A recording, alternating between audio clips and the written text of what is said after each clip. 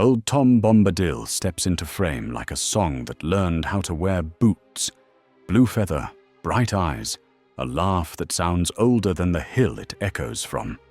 He is courteous, not grand. He offers bread, not banners. Then the trick that breaks the room. The one ring does nothing to him. No whisper, no chill, no vanishing. Power is present, yet pride is absent. That combination is the key.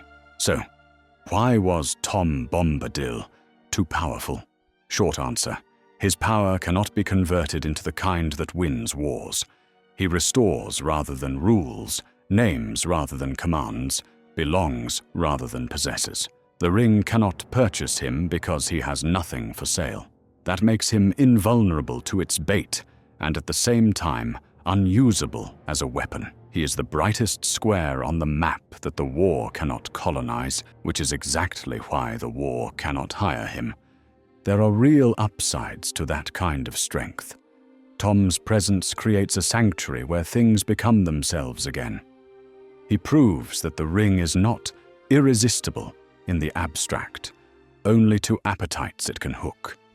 He keeps the purpose of the fight honest, a living reminder that victory should feel like healing, not efficient domination.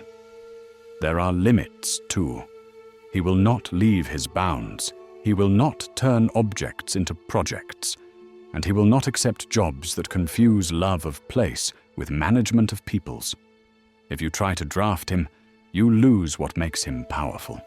Tonight on Fool of a Tube, we will set the ground rules from the text, draw the line between immunity and mastery, compare Tom's power to the tools of Gandalf, Saruman, Galadriel, and Aragorn. Pressure test the give it to Tom thought experiment. Track what his presence actually changes, and close with a clear answer you can pin to the wall. Boots on, voices ready. Let's walk into a house where the ring is a trinket and see why that does not make it a tool. Tom Bombadil walks into the story like a riddle that knows it is a riddle. Blue feather, bright boots, a song that sounds older than the hill it bounces off. He slips the one ring on and nothing happens. He sees Frodo while Frodo is invisible. He makes the ring disappear for a joke and hands it back like it is a pebble a child found by a stream. That is the first hint that we are not dealing with a normal kind of power. The ring's whole strategy is to hook a will and pull. Tom's will does not hook. At the Council of Elrond, the wise draw a line we have to respect. Do not say that he is stronger than the ring. Say rather that the ring has no power over him, that is immunity, not mastery. It means the ring cannot work on Tom, but it does not give Tom the ring's universal leverage on anyone else. The story takes care to keep that distinction crisp, because without it, the plot deflates like a bad souffle. If Bombadil could simply pick up the Dark Lord's masterwork and do benevolent wizard things, we would not have a quest. We would have a courier run to a blue door. Before we climb any theory trees, we set anchors. In the Old Forest, Tom commands Old Man Willow by song and releases Merry and Pippin. Later, he breaks a Barrow Wight's hold, scatters grave cold, and gives the hobbits back their names and their courage. His authority there is effortless, local, and restorative. When the ring enters the room, it fizzles. Tom puts it on and doesn't vanish. He sees Frodo through it. He can toss it and make it reappear, but he does not treat it as a weapon or a throne. The ring has no power over him. That line from the Council is not the only important one. They also say that if all else were to fall, Bombadil would fall last as he was first, and then night would come. In other words, housing the ring with Tom would delay the problem, not solve it. Delay in Tolkien is gold, but it is not the end of the bill. Goldberry calls him Master of Wood, Water, and Hill. Listen carefully to that job description. It is not Master of Armies, Master of Cities, or Master of your Destiny. It reads like Stewardship of Belonging. Tom's songs make things more themselves, not more obedient.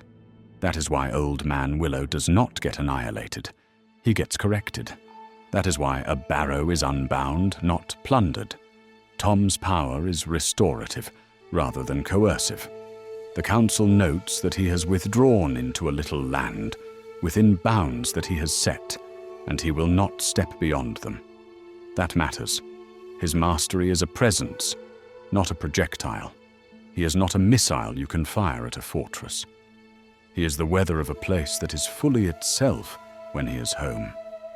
This is the opposite grammar to the ring, which warps being toward possession. When a character shrugs off the ring's tricks, it feels like we are staring at an endgame boss. But the story is ruthless about the difference between not being corrupted and being able to wield that corruption for good. Gandalf refuses the ring because he knows he would become a tyrant who tells himself he is merciful. Galadriel shows Frodo the catastrophe she would become with it. All shall love me and despair. Aragorn will not touch the shortcut. We cannot use the ruling ring. It is altogether evil. Tom is a foil to all of them, but not because he can wield what they refuse. He does not even enter that transaction. He is immune because he has no appetite for possession. The ring cannot offer him anything he wants. That does not flip into transitive power over others. He cannot draft its nature into a freedom tool. If the ring is a voltage of domination, Tom is not insulated wire. He is a light that runs on a different grid.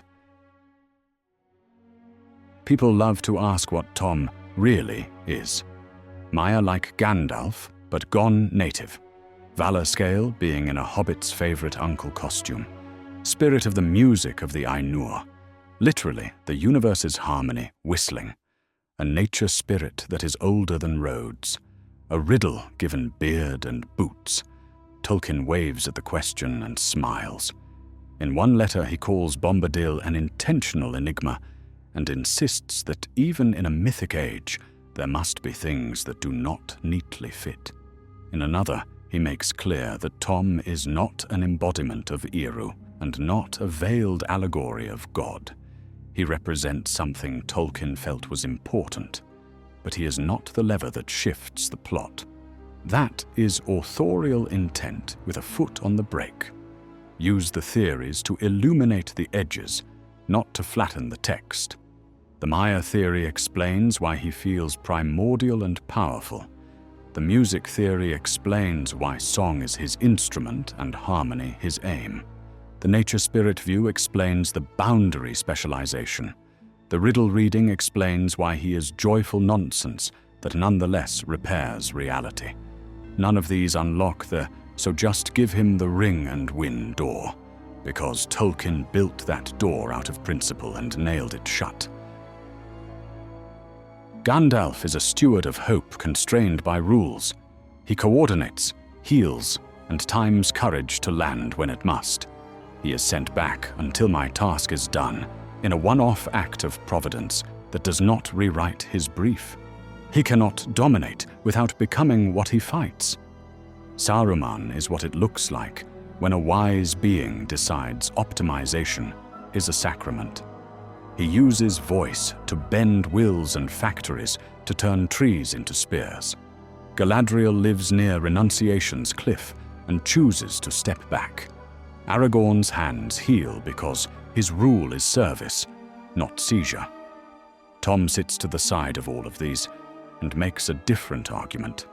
Power that cannot be weaponized against persons is still power. It is simply the wrong kind of power for war. This is why videos and late-night threads keep reaching for too powerful. In his domain, Tom is nearly untouchable. Against the central problem of the story, a will weapon fused to an enemy, he is beautifully irrelevant. No, at the council, Elrond states plainly that Tom will not step beyond the bounds he has set. Notice the verb, not cannot, will not. It is a chosen scope, not a lack of capacity. That choice is why his goodness is invulnerable and his usefulness capped. If he tried to export his weather of delight, the old forest would become less itself. He is not a battery you can carry. He is a home you must visit. This again is a deliberate contrast with the ring's operating system. Domination widens by trespass. Tom's mastery deepens by staying faithful to place. His power is precisely his refusal to violate the nature of things in order to secure a quicker victory. Tolkien also uses Bombadil to stretch the tone and scope of The Lord of the Rings.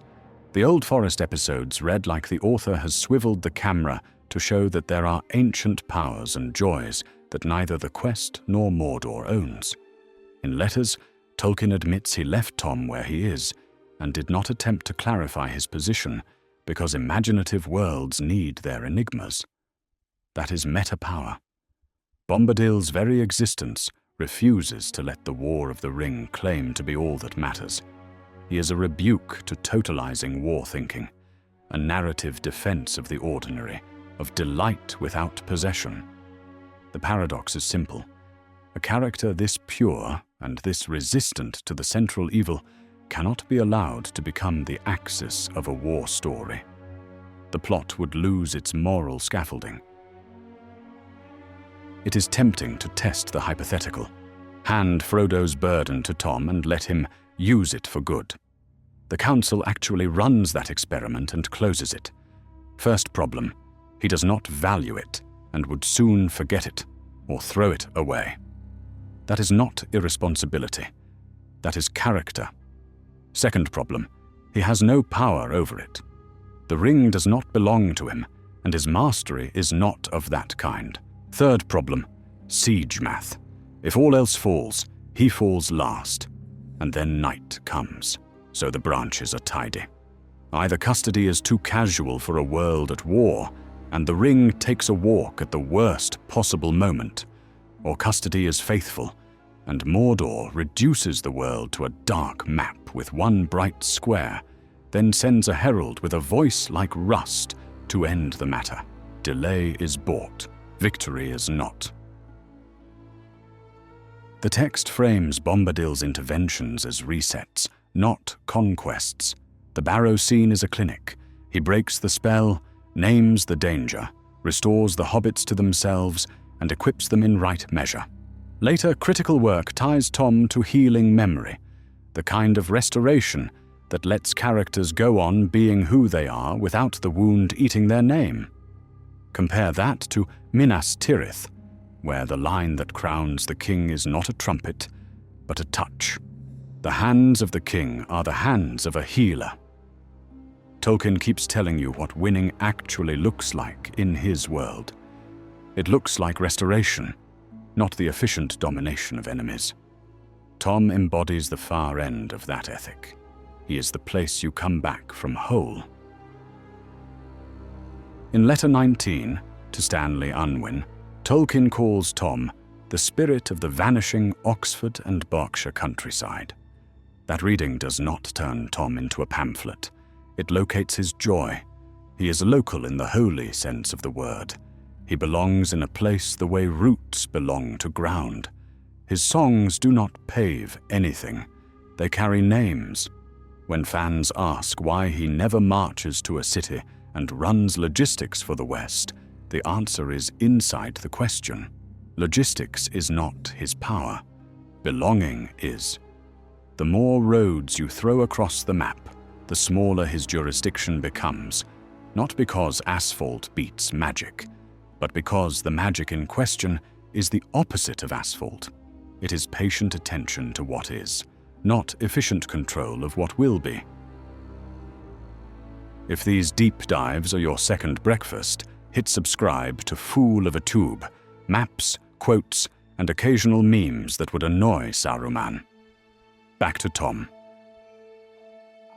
Why not make Tom fight Sauron directly? Because his mastery is not of persons or empires, and leaving his bounds unthreads what makes him strong. Why not let him hold the ring in escrow? The council considered this and concluded he would not care for it in the way a war requires, and siege logic would eventually deliver a knock on his door. Why not imagine he is secretly time, or the music of the Ainur, in which case he could hum Mordor to sleep, enjoy the poetry, keep the guardrails. Tolkien refuses to canonize any of those identifications and insists Tom is not Eru in disguise. Why does he not at least advise kings? He already does by existing. He embodies the thesis that delight without possession is a real power. The thesis shapes every refusal in the book, from the Shire's courage to Aragorn's hands. Fans are not wrong to feel that Bombadil warps the room. He does. The old forest bends around him. The dead obey him. The ring's party tricks are dull in his palm. He feels like a category error dropped into a story about spears and stars. That is by design. Tolkien needs one bright square on the map the war cannot colonize, a rhythm of joy the dark cannot set to its drum. Tom is that square. In that precise sense, he is too powerful for the story to instrumentalize. He is the world insisting on remaining bigger than the battle inside it. You cannot make that power march without killing it. If you keep everything we have said inside the guardrails, you get pragmatic conclusions. Tom's immunity proves the ring is not irresistible in the absolute. It is irresistible to appetites it can bait. That clarifies the moral terrain for everyone else. The wise cannot hope for a clever wield and purify hack. They must choose renunciation. Tom's boundary shows why healing belongs in the definition of rightful rule. The houses of healing are not a detour. They are the tell that the West is winning correctly. Tom's localism justifies strategic patience. Protect what you can, time, courage to land, and aim everything at unmaking, not using. Finally, Tom's joy is a scale for victory. If the world that comes after cannot make room for songs that are not propaganda, then the ring won long after it died. Tom is the calibration mark on the lens. Suppose Tom agreed to help more. He attends a council, pours tea, listens. The moment the minutes assign him a task outside his bounds, he declines. Not rudely, not piously, simply because the assignment misunderstands his nature. The moment he accepts such a role, he exits his vocation and becomes another contriver. The old forest would dim. Goldberry would not smile the same. The victory his help might deliver would taste too much like the defeats that built it. Tolkien refuses to let that happen because the point is not to build the fastest world. It is to keep a world that can still sing. Here is the summary you can print, frame, and pin. Tom Bombadil is too powerful because his power is the wrong type to weaponize. The ring cannot touch him because he has no purchase points for possession. His mastery is restorative and place-bound, not imperial and exportable. The Council guards that boundary to preserve both the plot and the ethics. Tolkien guards it because he wants a world where delight without ownership survives the news cycle of war. In any branch where the West wins rightly, the ring still dies in fire, not in a song. In any branch where Bombadil becomes a tool, we have already conceded the book's deepest rule, that you do not cure domination by borrowing its grammar. Tom stands as the proof and the warning. He is the joy that cannot be conscripted, the one bright square the war must not consume. Where did we land? Tom Bombadil is too powerful because his power refuses to become leverage. The ring cannot touch him, yet he will not turn its logic into ours. He keeps a corner of the world whole, buys time, and reminds the West what winning needs to feel like. But the ring still has to die in fire, not in a song. Thanks for wandering the old forest with Fool of a Tube. Tell us in the comments which idea surprised you most and what mystery you want us to tackle next. Up ahead, We are opening a fresh map and meeting more of Middle-earth's heavy hitters. Until then, keep your boots bright, your mushrooms plentiful, and your songs unpossessed.